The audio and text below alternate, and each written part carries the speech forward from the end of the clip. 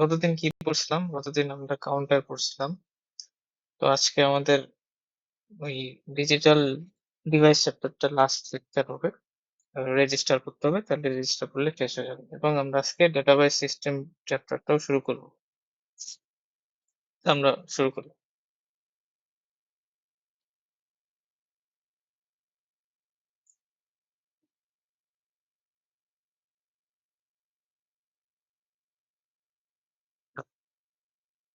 তাহলে আমরা আসলে সিকোয়েন্সিয়াল সার্কিট পড়তেছিলাম। তার মধ্যে আমরা ফ্লিপ ফ্লপ আর কাউন্টার দেখছি। রেজিস্টার দেখা বাকি আছে এবং এটা খুবই একটা সহজ একটা টপিক, রেজিস্টার।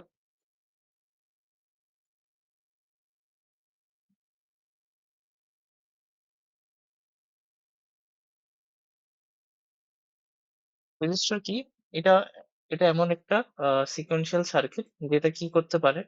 আমরা কাউন্টার দেখতেছিলাম যে কাউন্টার কাউন্ট করতে পারে। তো রেজিস্টারের কাজ হলো ফ্লিপ ফ্লপের সমন্বয়ে তৈরি একটি সার্কিট যা কোনো তথ্য বা ডাটা সংরক্ষণ করতে পারে। ফ্লিপ ফ্লপের সমন্বয়ে তৈরি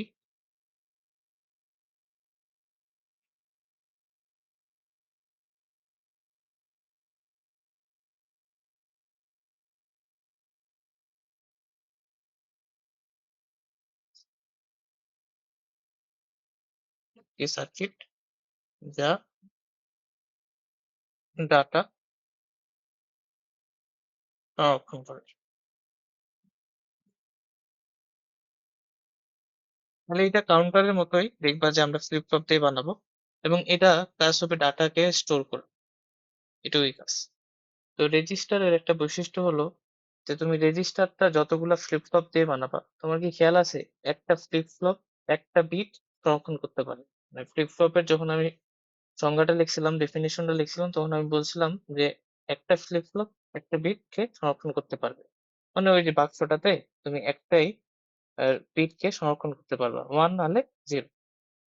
তাহলে রেজিস্টারের বৈশিষ্ট্যগুলো এরকম যে তুমি n বিট রেজিস্টার বানাইতে চাচ্ছ, তাহলে তোমাকে n সংখ্যক ফ্লিপ ফ্লপ দিয়ে সেটা বানাইতে হবে। এরকম করে যে n বিট ফ্লিপ ফ্লপ, আমি FF নাম লিখলাম, n বিট FF দিয়ে n বিটের রেজিস্টার বানাইতে পারবা।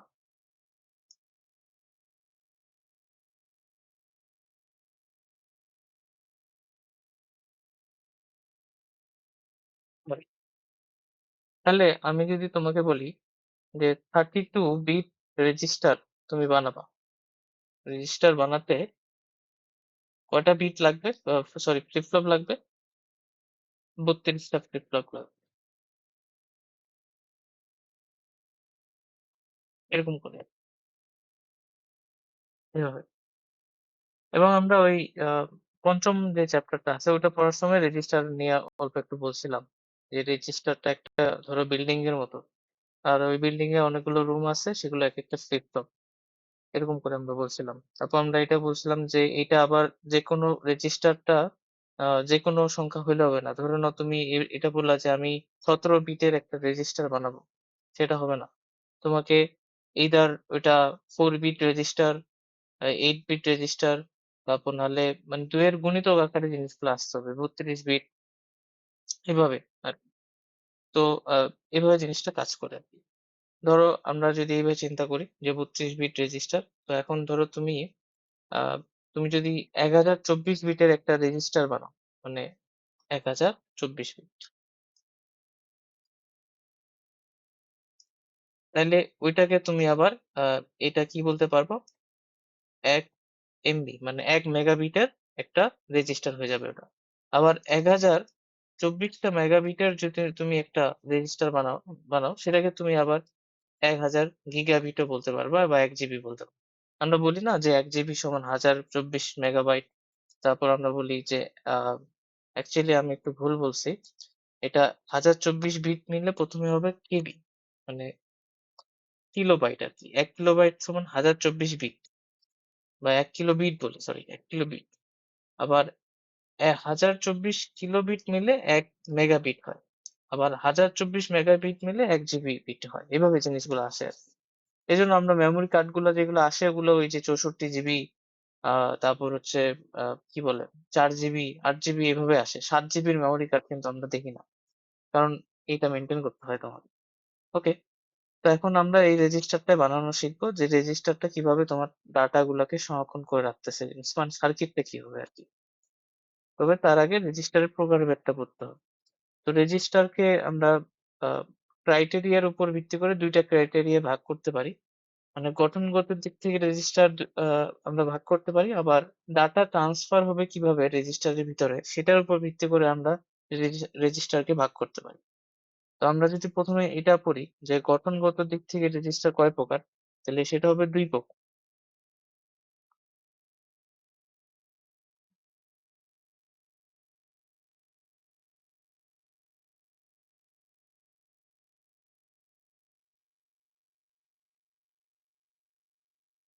রেজিস্টারটা আমি দেখছিলাম যশোর বোর্ডে আসছিল মানে গতবারে। এজন্য আমি পড়াচ্ছি। রেজিস্টার হলো ২ প্রকার। সহজ, একদমই সহজ। কঠিন না। গঠনগত দিক থেকে রেজিস্টার ২ প্রকার। একটা হচ্ছে তোমার আ প্যারালাল রোড রেজিস্টার।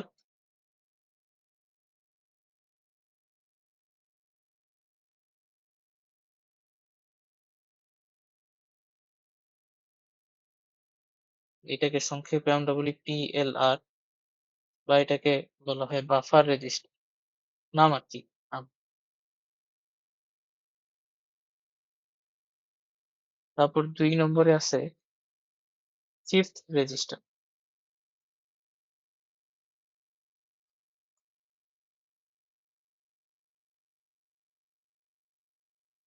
এই ২ প্রকার গঠনগত দিক থেকে।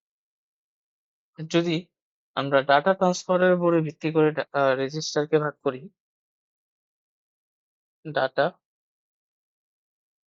ট্রান্স মানে রেজিস্টারের ভিতরে ডাটাটা কিভাবে ফ্লো হবে আরকি, বিট গুলো কিভাবে যাবে সেটার উপর ভিত্তি করে ডাটা ট্রান্সফার এর উপর ভিত্তি করে রেজিস্টার ৪ প্রকার।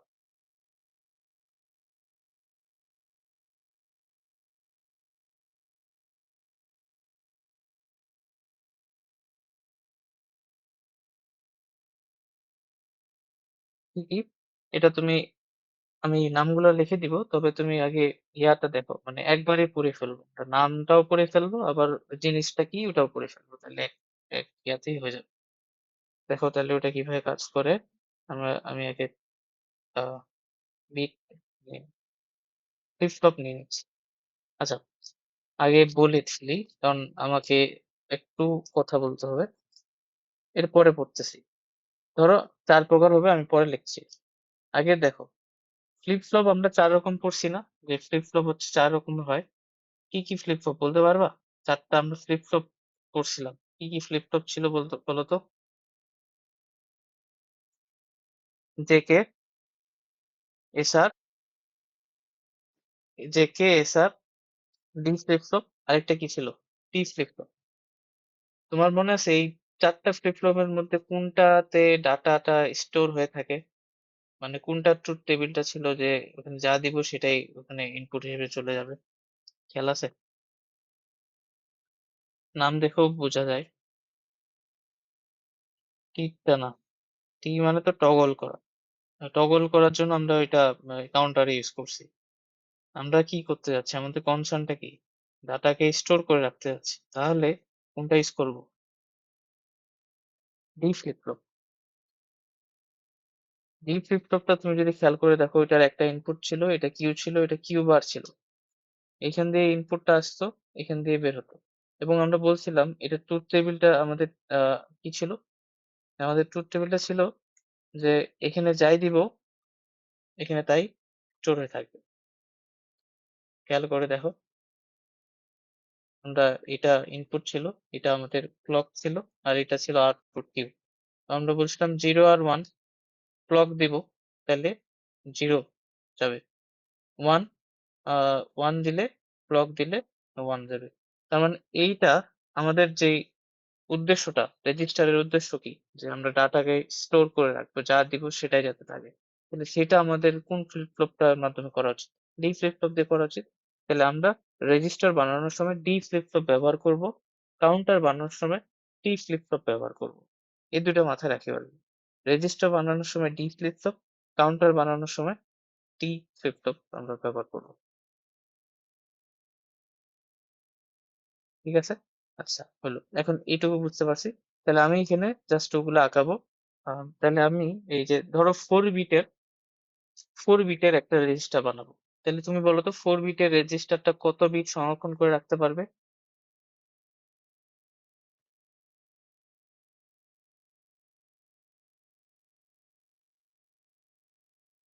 ৮ কেন? আমি একটু আগেই বললাম, কি বললাম? যে n বিটের রেজিস্টার n টি n না, না আরেকবার আমি বলি। 4 বিট ৪ টা ফ্লিপ ফ্লপ নিছি। ৪ টা ফ্লিপ ফ্লপ দিয়ে কত বিটের রেজিস্টার তৈরি হবে?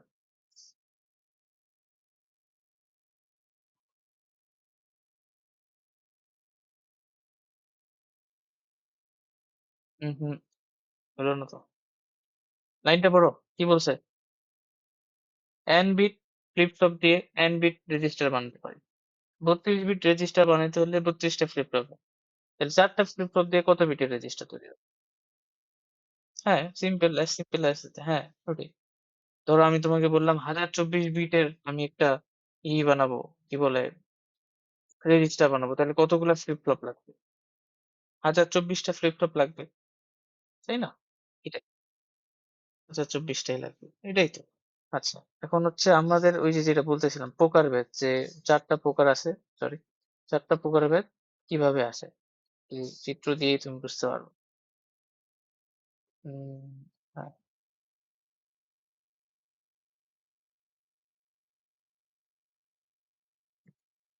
ঠিক আছে। ১ম টাকে আমরা বলি সিরিয়াল ইন, সিরিয়াল আউট। আমরা জানি আমাদেরকে ফ্লিপ ফ্লপ গুলোর ভিতরে ডাটাকে স্টোর করতে হবে। তো ফ্লিপ ফ্লপের ভিতরে ডাটা ঢুকবে, ফ্লিপ ফ্লপ থেকে ডাটা বের হবে। তো বের হবে কিভাবে এবং ঢুকবে কিভাবে, এইটার উপর ভিত্তি করে আর কি ৪ টা ভাগ করা হয়েছে। এটা কিছুই না। ঠিক আছে? তাহলে ১ম টা আমি কি নাম দিলাম? Serial in, serial out. তার মানে সিরিয়ালি ঢুকবে, সিরিয়ালি বের হবে। তো ধরো ১ম টাতে হচ্ছে এটা ডাটা ঢুকলো। আমি এটা অন্য কালি দিয়ে দেখাই। এই যে সিরিয়াল ইন, ইন হলো, দেখো এটা ডি ফ্লিপ ফ্লপ, আমি নামটা আমি লিখলাম না, নাম লেখার দরকার নেই, তুমি বুঝতে পারছো। এটা ডি ফ্লিপ ফ্লপের ইনপুট গেছে, এখানে আউটপুট বের হবে, এই আউটপুটটা এইটার ইনপুটে যাবে, তারপর এইটার আউটপুটটা এটার ইনপুটে, তারপর এইটার আউটপুটটা এটার ইনপুটে, এবং আলটিমেটলি এটা বের হয়ে যাবে এখানে আউটপুটটা। তাহলে সিরিয়ালি ইন করাইছি এবং সিরিয়ালি আউট করাইছি, মানে এক সিরিয়ালি তো বুঝো সারি করে, একটার পর আরেকটা। এটা বোঝা গেছে বোধহয়, যে ডাটা গুলো সিরিয়াল করে ইন করবে, সিরিয়ালি আউট হবে। এটা হচ্ছে সিরিয়াল ইন, সিরিয়াল আউট। আচ্ছা, তাহলে নামটা লিখে দিই, serial in,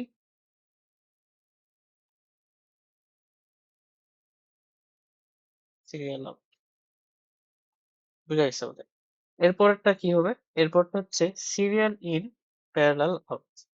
serial in, parallel. তাহলে সিরিয়ালি যাবে এবং প্যারালালি আমরা আউটপুটটা নিব। এরকম করে এটা এইভাবে, যে দেখো সিরিয়াল এখানে ইন, এখানে ঢুকলো, প্রথমটাতে ঢুকলো, তার সবগুলাতে সিরিয়ালি ইন হইতে হবে, সিরিয়ালি ঢুকতে হবে।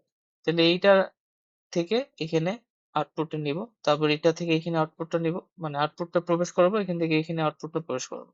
কিন্তু যখন আমরা আউটপুট গুলা নিব আর কি, হ্যাঁ, তখন আমরা কিভাবে নিব? তখন আমরা নিব এইভাবে, এই যে,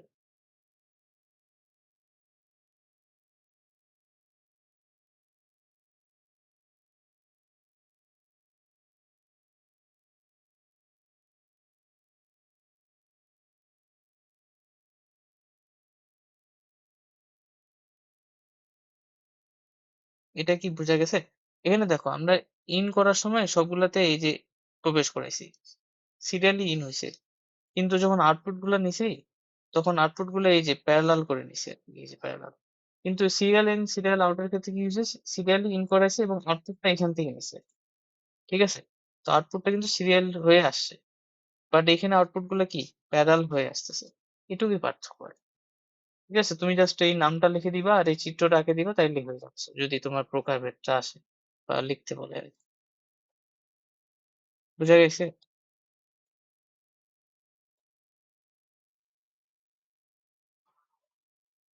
প্যারালাল আউট।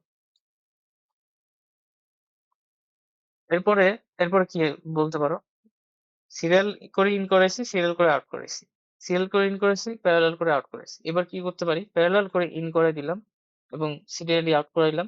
আবার এরকমটা হতে পারে যে প্যারালাল ইন করলাম, প্যারালাল আউট করলাম আরকি। কম্বিনেশনটা এরকম হতে পারে। তো আমরা ১ম এ ধরো এটা করেছি যে প্যারালালি ইন করাবো। এই যে এখান থেকে আসবে, এখান থেকে আসবে, এখান থেকে আসবে, এখান থেকে আসবে।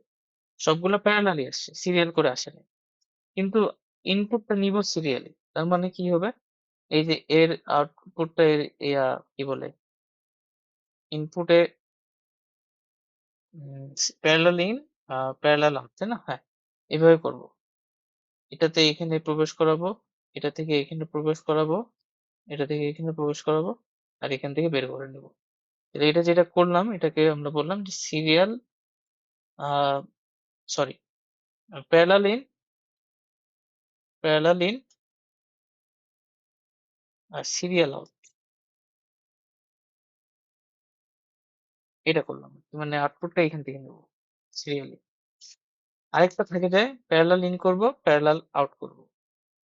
তাহলে প্যারালাল ইন করলাম এই যে, আর আউটপুট গুলা তাহলে এই যে এভাবে আসবে।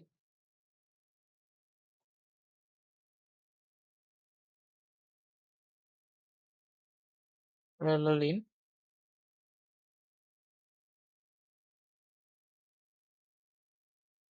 প্যারালাল, ব্যাস এই ৪ টা প্রকার ভেদ আমরা পড়ব।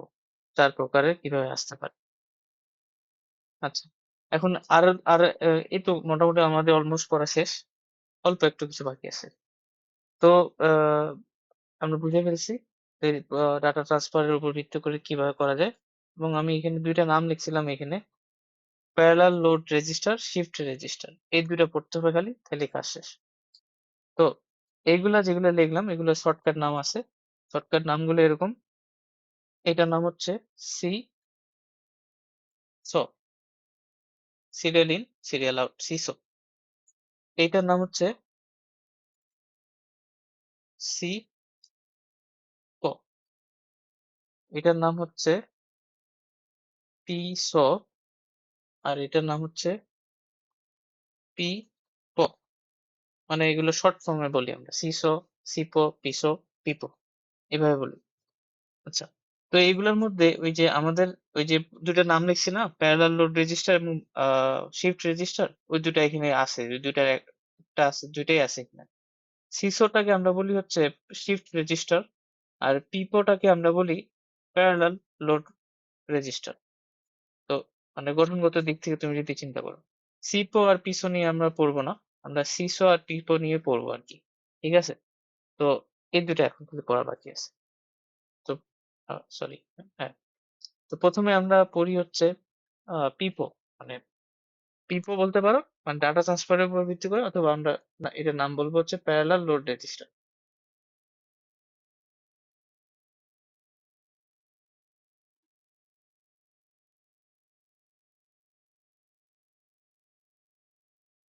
তুমি যদি ডাটা ট্রান্সফার এর উপর ভিত্তি করে বলো তাহলে এটা হচ্ছে ওই পিপোটা। হ্যাঁ, এটা কিভাবে কাজ করে? এটা সার্কিটটা আঁকাবো আরকি। একদম পানিবাদ সার্কিট। কি করবা? ধরো 4 বিটের একটা তুমি বানাবা। আ রেজিস্টার বানাবা। যত বিটের ইচ্ছা তুমি বানাইতে পারো। আমি 4 বিটের বানাচ্ছি। বানালাম। ওকে? তো সবগুলো অবশ্যই ডি হবে অবশ্যই। ঠিক না? তাহলে এটা D1, এটা Q1, এটা D2, Q2, B3, Q3, D4, Q4। সব প্রত্যেকটা ফ্লিপ ফ্লপের ভিতরে তুমি একটা ক্লক পালস দিবে। ক্লক দিবা একটা। ঠিক আছে? তাহলে সার্কিটটা আঁকাচ্ছি, দেখো কিভাবে আঁকাই। ক্লক একটাই যাবে সবার ভিতরে। তাহলে এই যে ক্লকের সাইনটা দিছি,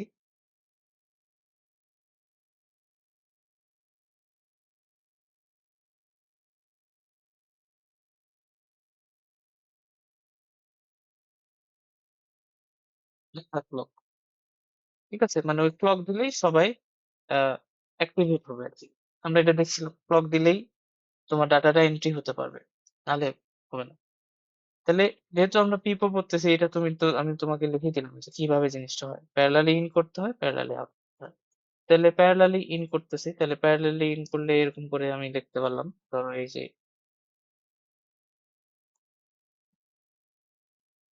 প্যারালাল ইন করালাম।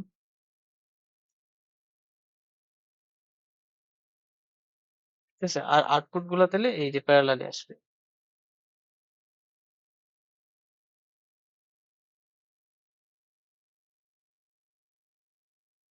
ঠিক আছে?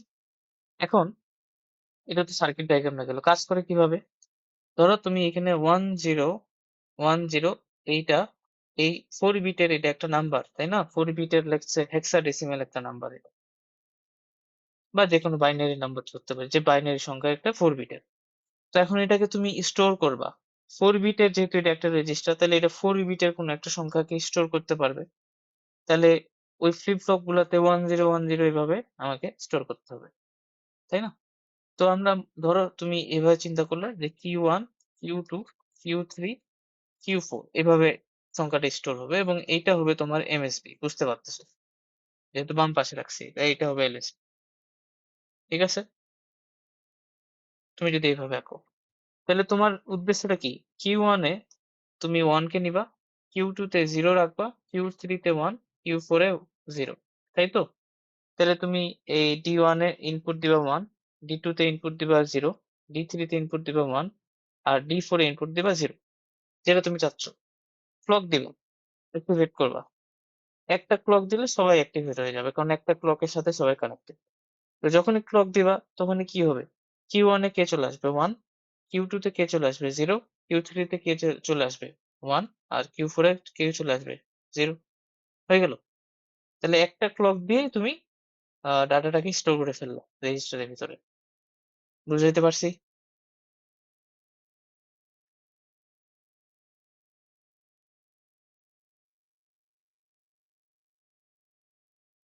আচ্ছা, এটা এত সহজই, এরকমই। আর হচ্ছে তুমি এবার শিফট রেজিস্টার করতে যাচ্ছ।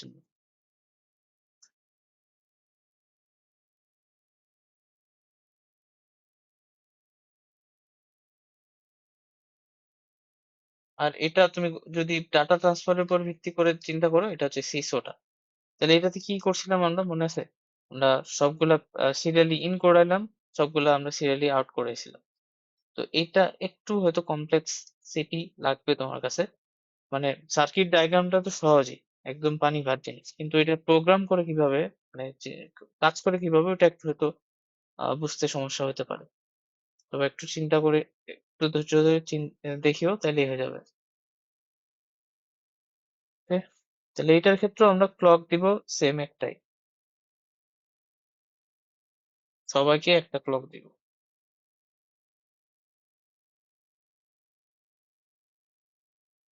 ঠিক আছে, সবাইকে একটা ক্লক দেওয়া হয়েছে, মানে একটা ক্লক দিলে সবাই অ্যাক্টিভেট হবে।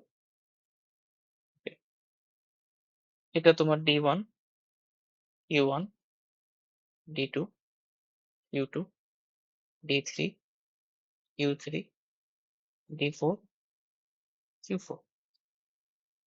আর এখানে আমরা কি করছিলাম? এখানে আমরা হচ্ছে সিরিয়ালি ইন এবং সিরিয়ালি আউট করছিলাম। মানে হচ্ছে এরকম করে, এই যে সিরিয়াল ইন, সিরিয়ালি আউট, মানে এই যে আউটপুটটা এখানে নিচ্ছিলাম আর কি, এই জায়গাটাতে। ওকে, ঠিক আছে, এইটা হচ্ছে সার্কিট ডায়াগ্রাম, এত সহজ। সহজ কাজ করে কিভাবে দেখো। উম কাজ করবে, কাজ করবে হচ্ছে, দেখো তুমি কি করছো, শিফট করছো। শিফট করা মানে, শিফট নাম দিস কেন? মানে তোমার অ্যারো গুলো কোন দিকে, ডান দিকে না ডান দিকে? তো তুমি এটা চিন্তা করবা যে আমার ডান দিকে শিফট হবে, শিফট হবে, কিছু শিফট হবে জানি না, তো হবে কিছু একটা। ওকে, তো এখন ধরো তুমি একটা সংখ্যাকে তুমি স্টোর করবা এই 4টা রেজিস্টার, কিভাবে হবে ওইটা একটু দেখো। ধরো তুমি রেজিস্টারে স্টোর করতে যাচ্ছ কত, 1011, এই সংখ্যাটা তুমি রেজিস্টারে স্টোর করতে যাচ্ছ। মানে 4টা বিটে তোমার 4টা ফ্লিপ ফ্লপে তোমার এই ইয়াটা সংখ্যাটা স্টোর হবে। তো যখন তুমি ডান দিকে নিছো, তো দেখো ডান দিকে শিফট করতেছো না? হ্যাঁ, ডান দিকে শিফট করতেছো। তো ডান দিকে তোমার এমএসবি থাকে নাকি এলএসবি থাকে বলো তো? এটা আমাকে বলো। ডান দিকে এলএসবি থাকে নাকি এমএসবি থাকে?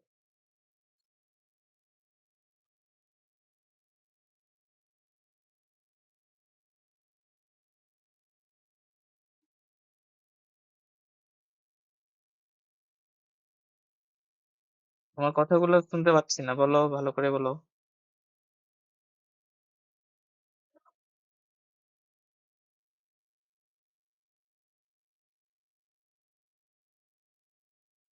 না, আমি প্রশ্ন করছি এলএসবি আর এমএসবি, মানে ধরো তো আমি একটা সংখ্যা লিখলাম 10111, এলএসবি টা ডান দিকে থাকে নাকি বাম দিকে থাকে, এইটুকুই প্রশ্ন করছি।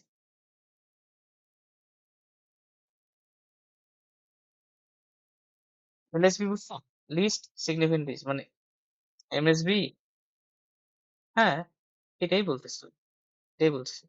তার মানে তোমার কিউ 4 এ এলএসবি টা লাগবে, আর কিউ 1 এ কি লাগবে? এমএসবি টা স্টোর করতে হবে, তাই তো?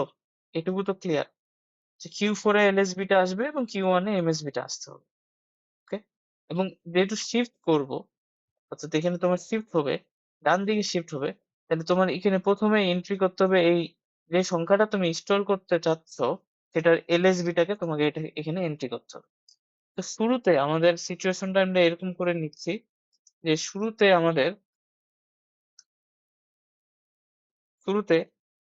শুরুতে প্রত্যেকটা ফ্লিপ ফ্লপ, 4টা ফ্লিপ ফ্লপ, তো প্রত্যেকটাতে 0 0 হয়ে আছে, প্রত্যেকটাতে 0 0 হয়ে আছে। ঠিক আছে, তাহলে এটাতে 0 হয়ে আছে, এটাতে 0 হয়ে আছে, এটাতে 0 হয়ে আছে, এটাতে 0 হয়ে আছে। তাহলে দেখো, এদিকে তো তুমি ইনপুট দিবা, মানে এটা হচ্ছে তোমার ইনপুটের জায়গা, মানে তুমি ইনপুট দিবা কিন্তু একটা, তাই না? এটা হচ্ছে তোমার ইনপুট, এখানে তুমি ইনপুট দিবা। তো দেখো শুরুতে তুমি কিছু দাওনি, কিন্তু কিউ 1 এর জন্য, মানে কিউ 2 তে, সরি, ডি 2 তে ইনপুট হিসেবে 0 আছে, কারণ এইটাতে যেহেতু 0 আছে। ডি কিউ 3 তে ইনপুট হিসেবে 0 আছে, কিউ 4 এ ইনপুট হিসেবে 0 আছে। ঠিক আছে, এই পর্যন্ত তো আমরা জানি যে এইভাবে আছে। তো শুরুতে তুমি ইনপুট দিবা 1, কেন? কারণ তুমি এই যে ডান দিকে যেহেতু সরাবে, তোমাকে শুরুতে এলএসবি টা ইনপুট দিতে হবে। ইনপুট দিলা, এখন দেখো ইনপুট দিছো, 1 দিয়ে দিছো, 1 টা ঢুকবে না কিন্তু এখন, তোমাকে ক্লক দিতে হবে। তো তুমি ফার্স্ট ক্লক দিবা, কারণ কি আমরা জানি যে ক্লক দিলেই অ্যাক্টিভেট হবে, ক্লক দিলেই ঢুকবে। তো যখনই তুমি ক্লক দিবা, তখন তোমার প্রথম স্ক্রিপ্ট হবে, মানে ডি 1 এ স্টোর হবে কে 1, ডি 2 তে স্টোর হবে 0, ডি 3 তে স্টোর হবে 0, ডি 4 এ স্টোর হবে 0। এটা কি বুঝতে পারছো?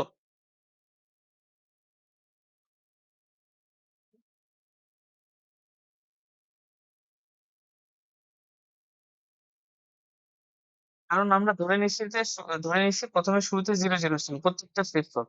তাহলে এখানে যদি 0 থাকে, যখনই ক্লক দিব, তাহলে এখানে ইনপুট ইনপুট হিসেবে কে যাবে? 0 যাবে না? তারপর এখানে ইনপুট হিসেবে কে? 0 যাবে, এখানে ইনপুট হিসেবে 0 যাবে।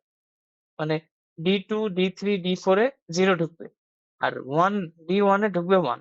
ক্লক দিলে এরকমই হবে না? ডি 2 তে ঢুকবে 0, ডি 3 তে ঢুকবে 0, ডি 4 এ ঢুকবে 0 এবং ডি 1 এ ঢুকবে 1। হয়ে গেছে। এবার তুমি সেকেন্ড ক্লক দিবা, সেকেন্ড ক্লক, আচ্ছা সেকেন্ড ক্লক করে দিচ্ছ, তাহলে তুমি প্রথম ইনপুট দিয়ে ফেলছো, এবার তুমি এটা মিশাই ফেলো, ইনপুট চেঞ্জ করবে তুমি। তাহলে এখন তুমি আমাকে বলো, এখন যদি আমি ইয়াগুলা আঁকাই, আহ, এখন যদি আমি আঁকাই, তাহলে প্রথম ইনপুট দেওয়া শেষ, তাহলে এটা শেষ। এবার তুমি পরের বারে 1 ইনপুট দিবা, যেহেতু 1 আছে। আমি এগুলো একটু মিশিয়ে দিয়ে দাও।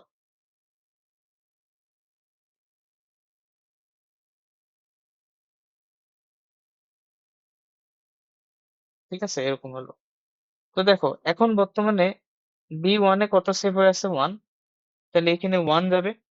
ডি 2 তে সেভ হয়েছিল 0, তাহলে এখানে 0 যাবে। আর ডি 3 তে সেভ হয়েছিল কত? 0, এখানে তাহলে 0 যাবে। আর এখানে 0 হয়ে আছে আপাতত। ঠিক আছে, এটুকু বুঝছো? এবার তুমি 1 ইনপুট দিছো, মানে এই যে এটা 1 দিলে ক্লক দিবে, সেকেন্ড ক্লক দিবে। একটু তুমি মাইকটা অন করে রাখো। সেকেন্ড ক্লক দেবে। সেকেন্ড ক্লক দিলে তখন কি হবে? এই 1 টা এখানে ঢুকবে। হ্যাঁ? তাহলে এই যে 1 টা এখানে ঢুকলে ১ম এ কি আসবে? 1। দ্বিতীয়তে এবার ইনপুট হিসেবে কি আছে? 1 না? তাহলে এই যে 1 যাবে। আর তৃতীয়তে ইনপুট হিসেবে কি আছে? 0, তাহলে 0 ঢুকবে। চতুর্থতে ইনপুট হিসেবে কি আছে? 0, তাহলে এখানে 0 আসবে। বুঝা গেছে?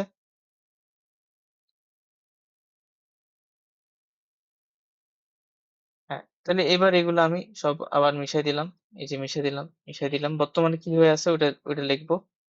তাহলে এখন দেখো, এখন তোমার ১ম এই যে এখানে এটা ১ম, এটা ২য়, এটা ৩য়, এটা ৪র্থ।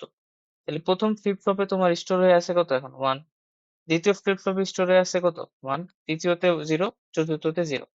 তাই দ্বিতীয় ফ্লিপ ফ্লপে ইনপুট হিসেবে কে যাবে? 1। তৃতীয় ফ্লিপ ফ্লপে ইনপুট হিসেবে কে যাবে? 1। এবং চতুর্থ ফ্লিপ ফ্লপে ইনপুট হিসেবে কে যাবে? 0। ঠিক আছে?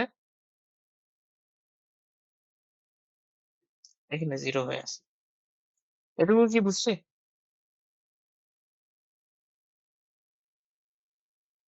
এবার দেখো, এবার তুমি ইনপুট দিবা কত? 0। তাহলে 0 দাও।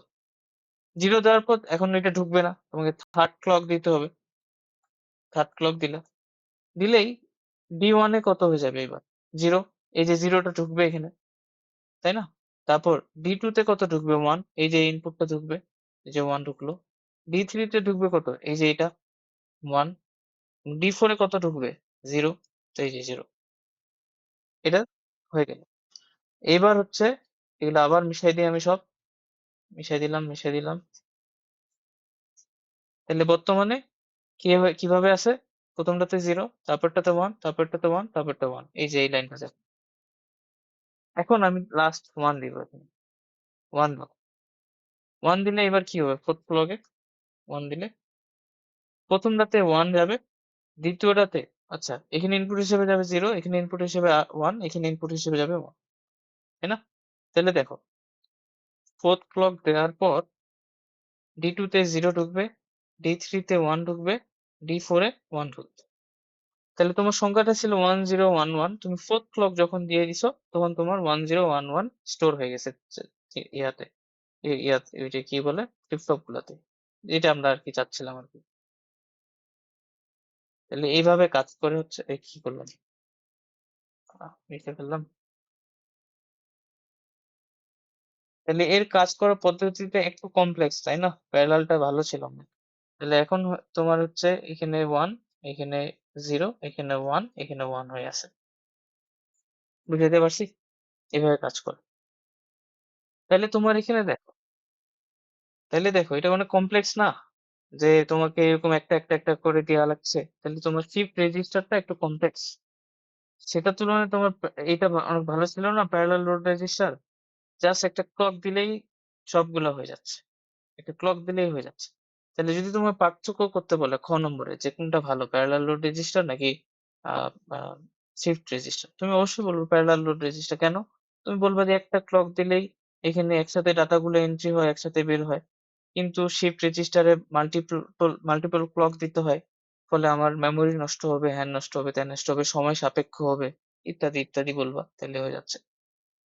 তো এই ছিল আমাদের মোটামুটি ডিজিটাল ডিভাইসের সবগুলা পড়াশোনা। মোটামুটি আমরা সব পড়ছি আরকি।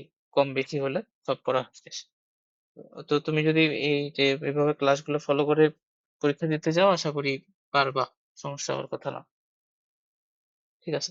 তো এখন আজকে আমাদের পরের চ্যাপ্টারটা শুরু করব। মানে শুরু করতে আমরা ইন্ট্রোডাকশন দিব আরকি, কিভাবে কাজ করে। তো পরের চ্যাপ্টারটার নাম হচ্ছে কি, তাহলে এটা চ্যাপ্টার এখান থেকে ছিল, হ্যাঁ? 3rd চ্যাপ্টার শেষ। পরের চ্যাপ্টারটা আমাদের কি 6th চ্যাপ্টার, তাই তো?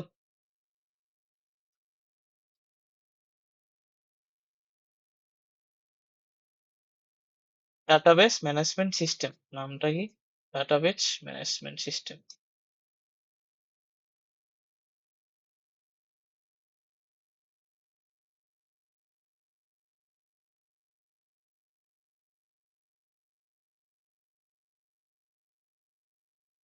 আচ্ছা, তো এটা নিয়ে আমাদের পড়াশোনা করতে হবে ডিটেলসে।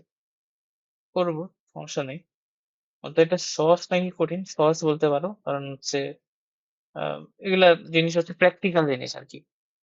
প্র্যাকটিক্যালের বিষয়। যেমন ধরো প্রোগ্রামিং যেটা ছিল, সেটা হচ্ছে খাতায় তো আর প্রোগ্রামিং আসলে বোঝা যায় না। এটা যদি বাস্তবে করা যেত তাইলে তুমি আরো বুঝতে পারতা। তো প্রোগ্রামিং এ আমরা কি করছি? কি শিখছিলাম? যে প্রোগ্রামিং এর উদ্দেশ্যটা কি ছিল? তারপর আমরা একটা সফটওয়্যার মানে একটা প্রোগ্রামিং ভাষা বা ল্যাঙ্গুয়েজ শিখছিলাম। তাই না? সি ল্যাঙ্গুয়েজ যেটাকে বলে। এইখানেও তাই।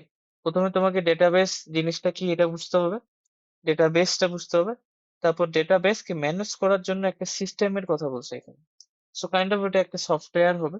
যে সফটওয়্যারটাকে ইউজ করে আমরা ডেটাবেসকে ম্যানেজ করবো আরকি। এজন্য অধ্যায়টার নাম ডেটাবেস ম্যানেজমেন্ট সিস্টেম। এখন এইটা প্র্যাকটিক্যালি বলতে গেলে এটা হচ্ছে শেখার তো কিছু নাই। তোমাকে মানে জাস্ট এখানে ওই যে সফটওয়্যারটা MySQL যেটা আছে ওইটা শিখতে হবে হয়তো। এবং ওটা সহজ একটা সফটওয়্যার। সেটা আমরা দেখব। প্র্যাকটিক্যালি দেখার চেষ্টা করব। তবে আগে আমাদেরকে ডাটাবেসটা বুঝতে হবে যে ডাটাবেস কাকে বলে। ওকে? তাহলে এই অধ্যায়ের প্রবলেমটা কি? এই অধ্যায়ের প্রবলেমটা হচ্ছে এরকম যে আমাদেরকে স্কুলে বলো, আ অফিস আদালতে বলো, যেকোনো জায়গায় বলো, ব্যবসা ক্ষেত্রে আমাদেরকে ডাটা গুলোকে ম্যানেজ করতে হয়। ধরো আমাদের স্কুলের মধ্যে যখন আমরা পড়তাম তখন আমাদের কি থাকতো? আমাদের একটা নাম প্রেজেন্টের খাতা থাকতো। ওখানে আমাদেরকে কি করা হইতো? আমাদের নাম প্রেজেন্ট নেওয়া হইতো। মানে প্রতিদিন কোন কে আসছে, কে আসেনি এটা। তারপর ধরো কোনো একটা প্রতিষ্ঠানে ধরো হচ্ছে কোনো একটা ব্যবসায়িক প্রতিষ্ঠান সেখানে লেনদেনের যে হিসাবটা সেটা করতে হইলেও আমাদেরকে একটা আ কি করতে হয়? একটা ডাটা রাখতে হয়। তো এটাই আরকি। এখন ডাটাবেসটা কাকে বলতেছে? ডাটাবেস হচ্ছে যে কি বলবো? ডাটাবেসটাকে বলতে পারো যে অ্যা উম তথ্যের সমাহার। ডাটাবেস মানে হচ্ছে তথ্যের সমাহার। মানে যেখানে তুমি কতগুলো ইনফরমেশন রাখে দিলা। এখন এইটা করি আমরা কিভাবে? টেবিলের মাধ্যমে। তো আমাদের টেবিল থাকে কাইন্ড অফ অনেকগুলা। এখন এইটা বোঝার জন্য আসলে আমি তোমাকে ওই যে ফর্মটা দিয়েছিলাম। তো আমি একটু দাঁড়াও এটা যে উদ্দেশ্যে দিয়েছিলাম ওইটা আগে বলি। আ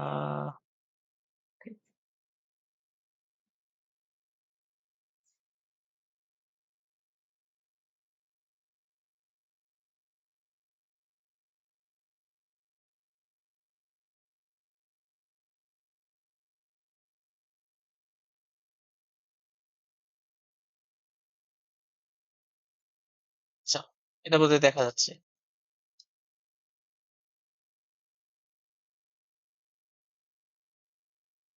তো দেখো, আমি তোমাকে একটা Google শিট বানায় দিছিলাম এবং সেখানে আমি তোমাকে জিনিসপত্র ফিল আপ করতে বলছি। এখানে ২ টা ডাটা আমি একটা ফিল করছি আরেকটা তুমি করছো। করে এখানে দেখো আমাকেও একটু সুন্দর করে একটা টেবিল দিয়ে দিছে। তাই না? যে প্রশ্নগুলো করা হয়েছিল সেগুলো করেসপন্ডিং একটা টেবিল দিয়ে দিছে। ১ম এ নাম দিছে, হ্যাঁ? তো এই যে ১ম এ আগে সিরিয়াল দিছে যে ১, ২ মানে এই যে এভাবে দেখো ১, ২, ৩ তারপরে হচ্ছে টাইম স্পেন্ড দিছে, নাম দিছে। তারপর ফাদার নাম, HSC batch, college, roll number, তারপর যে home town, school name, roll number যাই হোক এইভাবে আসছে জিনিসটা। তো এখন এই যে জিনিসটা দেখতেছো এটাই হচ্ছে আমাদের একটা ডেটাবেস। যে এটা কিসের ডেটাবেস? স্টুডেন্টের ইনফরমেশনের একটা ডেটাবেস। যেখানে আমরা স্টুডেন্টের ইনফরমেশনটাকে রাখছি। সো ডেটাবেস নিয়ে যখনই তোমার ডেটাবেস কথাটা আসবে তখন তোমার মাথায় জাস্ট এটাই ক্লিক করবা। এটা হচ্ছে আসলে মানে ডেটাবেস হলো অনেকগুলো টেবিল যেখানে আমরা অনেকগুলো ডাটাকে স্টোর করতে পারি বা স্টোর করে রাখি। এটুকুই হচ্ছে ডাটাবেসের মানে তোমার ইন্ট্রোডাকশন আরকি। তাহলে বুঝতে পারছো ডাটাবেস বললে তুমি কি বুঝবা? আশা করি বুঝতে পারছো। আ সংজ্ঞাটা আছে আমার কাছে। আমি একটু তোমার দেখাই দিই। হুম,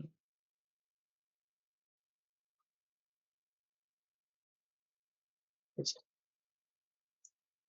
তো কি বলছে? ডাটাবেস হচ্ছে ডাটার সমাহার যেখানে অনেক ডাটা থাকে। আ এটা লিখলেই হলো।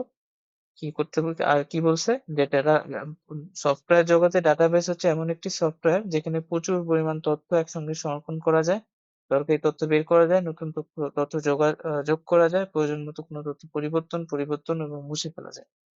আর সেই ডাটাবেসকে সুষ্ঠুভাবে পরিচালনা করার জন্য কিছু প্রোগ্রাম সফটওয়্যার থাকে যেগুলোকে বলা হয় ডাটাবেস ম্যানেজমেন্ট সিস্টেম। আশা করি বুঝতে পারছো। ঠিক আছে? এটাই। ওকে। তাহলে এখন আমাদের ডাটাবেসের ইনিশিয়াল যে জিনিসপত্রটা ছিল সেটা আমরা পড়ে ফেললাম যে ডাটাবেস জিনিসটা কি। এখন আমাদেরকে যেটা পড়তে হবে সেটা হচ্ছে এই জিনিসটা।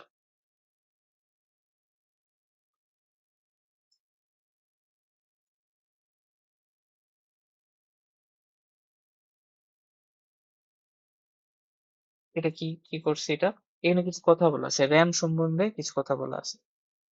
তো আহ তুমি দেখো তোমার হচ্ছে যে কম্পিউটারটা আছে এটা কাজ করে কিভাবে?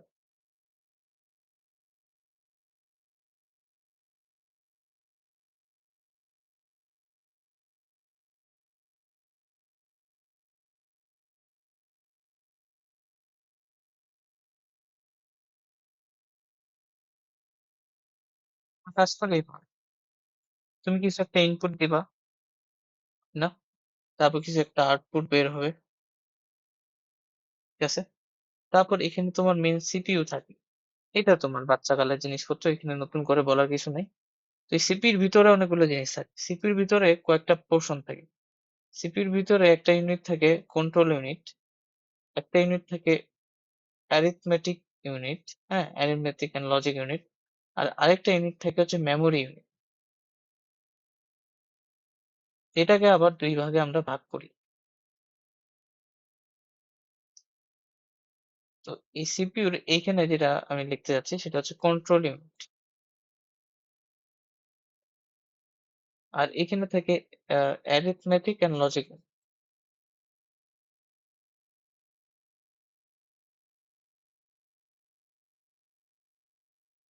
আর এখানে থাকে মেমোরি। পুরা বাক্সটার নাম হচ্ছে মেমোরি। তো একটা থাকে সেকেন্ডারি মেমোরি, প্রাইমারি লিখি, প্রাইমারি মেমোরি,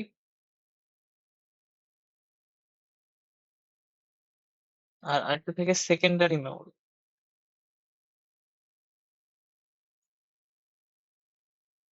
ঠিক আছে? এবং ডাটাটা জিনিসটা হয় কিরকম? তুমি এখানে কিছু একটা ইনপুট দিবা, সেই ইনপুটটা প্রথমে হচ্ছে তোমার যেটা হবে, তোমার কন্ট্রোল ইউনিটে যাবে। কন্ট্রোল ইউনিট, সেটা কন্ট্রোল ইউনিটে যেতে পারে বা অ্যারিথমেটিক লজিক ইউনিটে যেতে পারে, যে কোনো দুইটার একটা। তুমি ইনপুট কি দিচ্ছ সেটার উপর ভিত্তি করে দেওয়ার পর তোমার যেখানে যাও তোমার ওইটা আগে এই যে প্রাইমারি মেমোরিতে আসে, আবার প্রাইমারি মেমোরিতে যায়, তারপরে তোমার আউটপুটে যায়। এখন জিনিসটা কাজ করে কিভাবে? অ্যারিথমেটিক এন্ড লজিক ইউনিটের কাজ হচ্ছে যে তোমার কোনো হচ্ছে যোগ বিয়োগ গুণ ভাগ এগুলা করা, বা কোনো জিনিস ট্রু অর ফলস এই জিনিসগুলো করা। আর কন্ট্রোল ইউনিটের কাজ হচ্ছে ধরো তুমি উম আহ, কোনো কিছু অ্যারিথমেটিক বা লজিক্যাল কোনো কাজ করতেছো না। ধরো তুমি কোনো একটা ভিডিও দেখতেছো, তুমি পজ করলে পজ করলে বা রিজিউমে, মানে পজ করলে বা স্টার্ট করলে, তো এখানে তো অ্যারিথমেটিক বা লজিকের কিছু নাই। এটা হচ্ছে কন্ট্রোল। সো এই কাজটা হচ্ছে কন্ট্রোল হবে, তখন কন্ট্রোল ইউনিট এই কাজটা করবে। আর ধরো তুমি কম্পিউটারে বললে 2 আর 3 যোগ করো, তখন সেটা লজিক্যাল ইউনিটে যাবে। এখানে যাওয়ার পর প্রাইমারি মেমোরিতে আসবে, তারপরে রেজাল্ট যেটাই আসবে সেটা আবার লজিক ইউনিটে দিবে, তারপর আউটপুটে দিবে। এখন এখানে এই ডায়াগ্রামটা দেখার উদ্দেশ্য হচ্ছে এই প্রাইমারি মেমোরি এবং সেকেন্ডারি মেমোরির মধ্যে পার্থক্য খুঁজে নেওয়া। মেমোরি যেটা আছে কম্পিউটারের, যে মেমোরি, ওটা দুই ভাগে ভাগ করা যায়, মেমোরি এবং সেকেন্ডারি মেমোরি এবং প্রাইমারি মেমোরি। এখন তোমার একটু কমন সেন্স থেকে তুমি বলবা, বা তুমি যে ধরনের যেটা জানো আর কি, মেমোরিকে আমরা দুই ভাগে ভাগ করলাম, একটা হচ্ছে কি বললাম আমি, প্রাইমারি, আর একটা সেকেন্ডারি।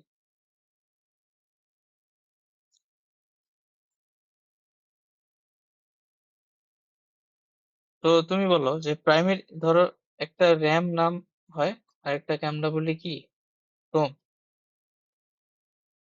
ঠিক আছে? তুমি বলো তো র্যাম আর রোমের মধ্যে কোনটা প্রাইমারি হবে? ধরো তোমার মোবাইল ফোন, তোমার মোবাইল ফোনের র্যাম কত? 6 জিবি হতে পারে, 8 জিবি হতে পারে, যাই হোক। আর স্টোরেজ কত? অনেক হয় না, 128 জিবি, হ্যান ত্যান অনেক স্টোরেজ হয়। তো র্যাম প্রাইমারি মেমোরি নাকি সেকেন্ডারি, কোনটা হবে?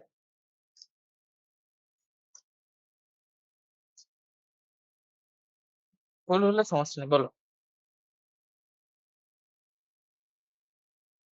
র্যামটা প্রাইমারি, ওকে। আর রোমটা?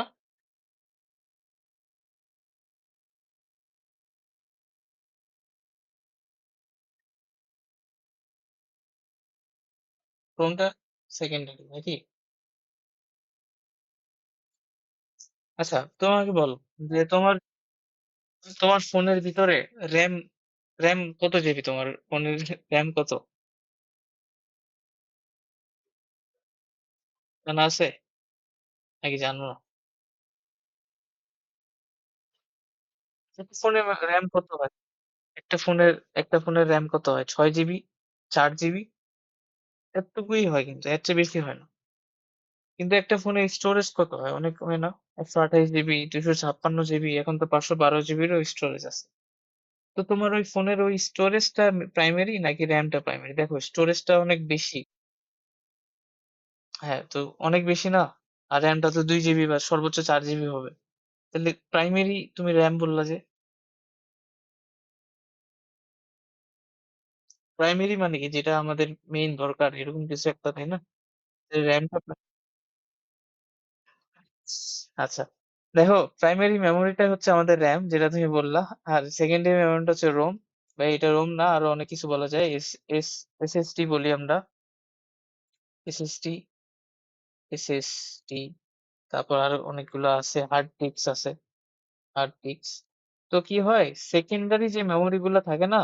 সেগুলো অনেক বেশি মানের হয়। সেগুলো স্টোরেজ গুলো অনেক বেশি হয়। ৫১২, ১০০০ টেরাবাইট, হ্যাঁ? সরি ১০০০ গিগাবাইট মানে ১ টেরাবাইট, ২ টেরাবাইট অনেক বেশি। কিন্তু যে প্রাইমারি মেমোরিটা থাকে সেগুলো খুব কম হয়। তুমি ধরো আমার ল্যাপটপের কথা চিন্তা করি। আমার ল্যাপটপের যে SSD আছে সেটা হচ্ছে ১ টেরাবাইটের মতো। কিন্তু আমার ল্যাপটপের যে RAM সেটা মাত্র ১৬ জিবি। তো এটার কাজ কি? RAM এবং প্রাইমারি এবং সেকেন্ডারি কাজ করলে বুঝতে পারবা। তো দেখো যে যখনই তোমার কোনো একটা যোগ করবে বা বিয়োগ করবে, যেটাই করবে arithmetic বা লজিক্যাল কোনো কাজ করবে, সেটা আছে না তোমার মেমোরিতে রেখে করতে হবে। সেটা উ উম মানে মেমোরিতেই তো রাখি সব কাজটা করতে হবে না? সো যেই অস্থায়ীভাবে আমাদেরকে আর দেখো ২ আর ৩ যোগ করে কত হবে? ধরো ৫। এটা তো ওই যতক্ষণ তোমার যোগ করব ততক্ষণই দরকার। এরপরে আর এটার দরকার নাই। ২ আর ৩ যোগ করে ৫ হবে। আমি জাস্ট আউটপুট দিয়ে দিব ৫ আসছে। তাইলে এটা আমার অস্থায়ী একটা কাজ। মানে তাইলে এটা অনেকটা মনে করো যে হোটেলের মতো র‍্যামটা। যে যেখানে অল্প কিছুক্ষণের জন্য থাকবো, থাকে চলে যাবো। কিন্তু সেকেন্ডারি মেমোরিটা হচ্ছে তোমার ইয়ার মতো, বাড়ির মতো।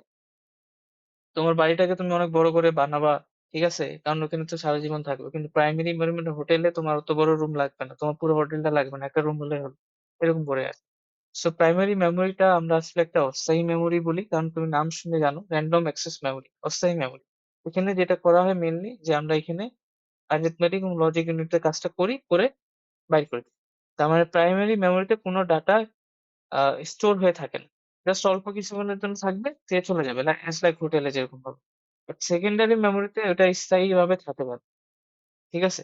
তো যখনই তুমি কোনো একটা ফাইল ধরো তোমার মোবাইলের মধ্যে কোনো একটা ফাইল সেভ করবা, তখন তুমি কিন্তু এটা সেকেন্ডারি মেমোরিতে সেভ করে রাখবা। কারণ তুমি এটা চাচ্ছ যে এটা অনেকদিন থাকুক। কিন্তু RAM এ কিন্তু সেটা সেভ করা হয় না। তাই না? এরকম। তো এইজন্য আমাদের যে আমরা বলে না যে তোমার হচ্ছে অনেক সময় গেম খেলো কিংবা হচ্ছে তোমার মোবাইলটা অনেক সময় হ্যাং করে। কেন হ্যাং করে? কারণ তুমি যেই জিনিস নিয়ে কাজ করতে যাচ্ছ তোমার RAM টা সেটা দিচ্ছে না। ধরো তোমার RAM টা হচ্ছে ২ জিবি খালি।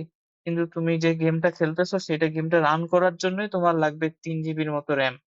মানে জাস্ট রান করার জন্য। মানে ধরো তোমার হোটেলে আছে ৪ টা রুম। তোমার জনসংখ্যা হচ্ছে ৪০ জন। তাহলে ওই হোটেল দিয়ে তো কাজ হবে না। তো এরকম করেই আরকি।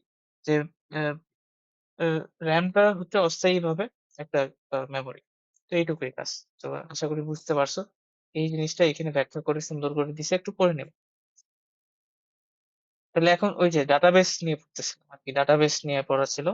তো ডাটাবেজে দেখো যে আ ধরো তুমি উম ডাটাবেসটা কি বলতেছি আমরা এই ডাটাবেসটাতে বিভিন্ন তথ্য সংরক্ষণ করতে পারবো। এগুলোতে আবার এডিটও করতে পারবো। ধরো যে আমি এই যে আমার যে টেবিলটা আছে এখানে আমি ইচ্ছা করলে আমার নামটা বা তোমার নামটা বা যেকোনো কিছু আমি কিন্তু এখানে এডিট করতে পারবো। ঠিক না? আবার এটা আমি ট্রান্সফারও করতে পারবো কোথাও। তো এইটা অবশ্যই আমাকে কোথাও করতে হচ্ছে কোনো একটা জায়গায়। তো ডাটাবেসটা কোনো একটা জায়গায় রান হবে। তো সেই রানটা হবে কোথায়? RAM এ। RAM এর মধ্যে সেটা রান হবে।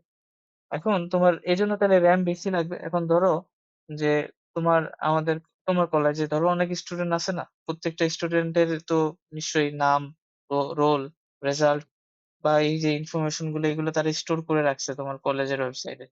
তো ওখানে তো অনেক স্টুডেন্টের অনেক তথ্য। তো অনেকগুলো তথ্য হলে অনেকগুলো টেবিল হবে। তো এত বড়গুলো তথ্য নিয়ে কাজ করতে গেলে কিন্তু তোমার RAM টাও অনেক বেশি লাগবে। এজন্য এখানে RAM এর কথাটা আসছে। কারণ ডাটাবেস আল্টিমেটলি যেহেতু একটা সফটওয়্যার এটা রান করার জন্য RAM টা বেশি লাগবে। এটা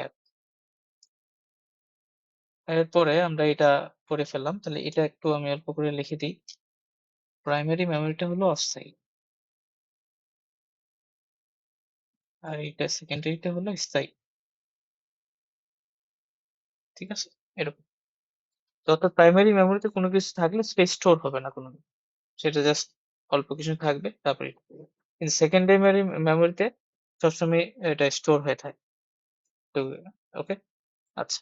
এখন ডেটাবেস রিলেটেড তাহলে আমরা মূলত ডেটাবেস বলতে এখন বুঝতে পারছি আমাদের ওই টেবিলটা মানে টেবিলটাই হচ্ছে আমাদের ডেটাবেস। এখন এই টেবিলটা নিয়ে আমাদের যত ঘাটাঘাটি করতে হবে। মানে পড়াশোনা করতে হবে। টেবিলটার মধ্যে কি আছে, কি নাই, রো, কলাম আ যত কিছু আছে আরকি। সবগুলো এই টেবিলটা নিয়ে কাজ করতে হবে আরকি মূলত। ঠিক আছে? আমরা ওটা নিয়ে কাজ করব। ওকে। এরপরে ডাটাবেস বুঝার পরে আমাদেরকে যেটা পড়তে হবে সেটা হচ্ছে ডাটাবেসের প্রকারভেদ। ডাটাবেসের প্রকারভেদ। ডাটাবেসকে আমরা ২ ভাগে ভাগ করতে পারি। ২ ভাগে ভাগ করতে পারি। একটা হচ্ছে রিলেশনাল ডাটাবেস, আরেকটা হচ্ছে এই যে এটা NoSQL ২ ভাগে ভাগ করা যায়। এটা থাকলো। ওকে? তো আমরা ১ম এ মানে মূলত আমরা এই যে রিলেশনাল ডাটাবেস যেটা আছে এটা পড়বো আগে। তারপরে দেখি এটা নিয়ে আলোচনা করা যাবে। ঠিক আছে? সো আমরা ১ম কাজ এই যে রিলেশনাল যে ডাটাবেসটা আছে সেটা পড়বো আরকি। এটা কি জিনিস? কিভাবে কাজ করে?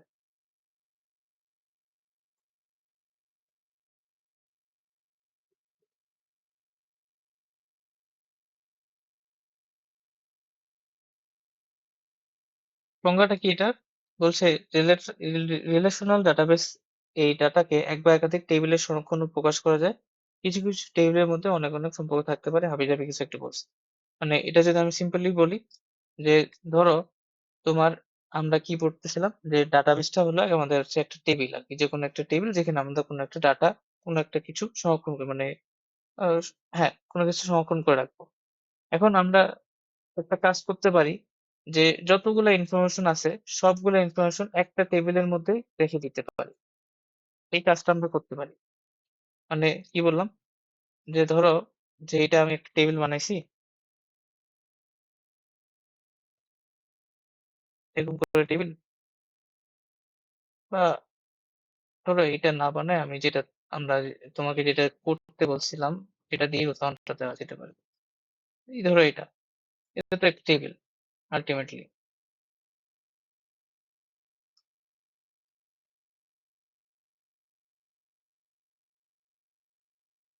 এই ধরো এটা। এটা একটা টেবিল। এই টেবিলে কি আছে? নাম আছে, বাবার নাম চাইছে, হ্যাঁ এগুলো চাইছে। তো এই টেবিলে দেখো আমি অনেকগুলো কলাম নিছি, তাই না? নাম, নামের পর father, HSC batch, college, roll, hometown, school, roll number ইত্যাদি চাইছি। তারপর এখানে হয়তো আমি তোমার রেজাল্ট চাইতাম। যে পরের এখানে আরেকটা টেবিলে আমি বললাম যে তোমার রেজাল্টের জিনিসপত্র। তারপরে আমি তো চাইলাম হচ্ছে তোমার আরো অন্যান্য ইনফরমেশন আমি চাইলাম। তাহলে আমার যে টেবিলটা ওটা অনেক বড় হবে না? অনেকগুলো তথ্য এখানে থাকবে। মানে একটা টেবিলের ভিতরে অনেকগুলো কিছু। সো আমি তো এটা না করতেও পারি। আমি জাস্ট ক্যাটেগরি করে ফেলতে পারি। যে আমি একটা টেবিলে রাখলাম কি এখানে শুধু তোমার ইনফরমেশন গুলো থাকবে যে তুমি কোথায় থাকো, কোথায় বিলং করে এটা। আরেকটা টেবিলে রাখলাম যে তুমি বা স্টুডেন্টের কথা চিন্তা করো। যে আমার একটা টেবিলে থাকবে স্টুডেন্টের ইনফরমেশন আছে। যে স্টুডেন্টের মোবাইল নাম্বার, সে কোথায় থাকে, হোম টাউন কোথায় এগুলা। আরেকটা টেবিলে আমি রাখলাম স্টুডেন্টের রেজাল্ট নিয়ে। কি, কি রেজাল্ট। আরেকটা টেবিলে রাখলাম যে সে কি আ এক্সট্রা কারিকুলার এক্টিভিটিস করে স্টুডেন্ট গুলা। ঠিক আছে? এগুলা রাখলাম।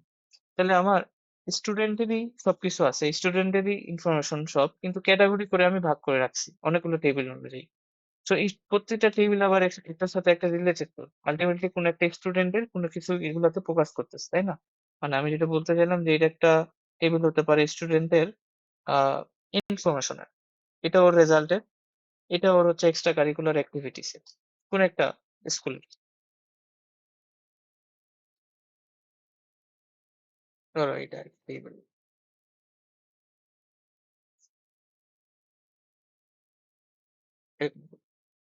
সো এটা ১ম টা হচ্ছে স্টুডেন্ট ইনফো, পরেরটা হলো স্টুডেন্টস আ রেজাল্ট, তারপরটা হলো ধরো স্টুডেন্টস এক্সট্রা কারিকুলার অ্যাক্টিভিটিস।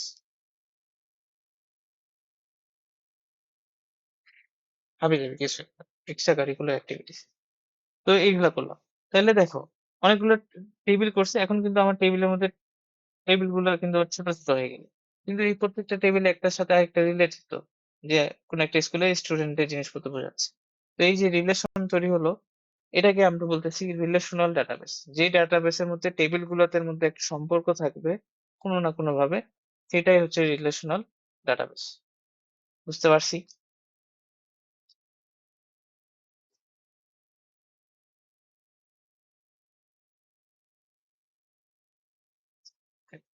ঠিক আছে। তো তোমার কাছে হচ্ছে উম, এই যে এনসিটিবির যে আইসিটি বইটা আছে, সেটা কি তোমার কাছে সংগ্রহে আছে?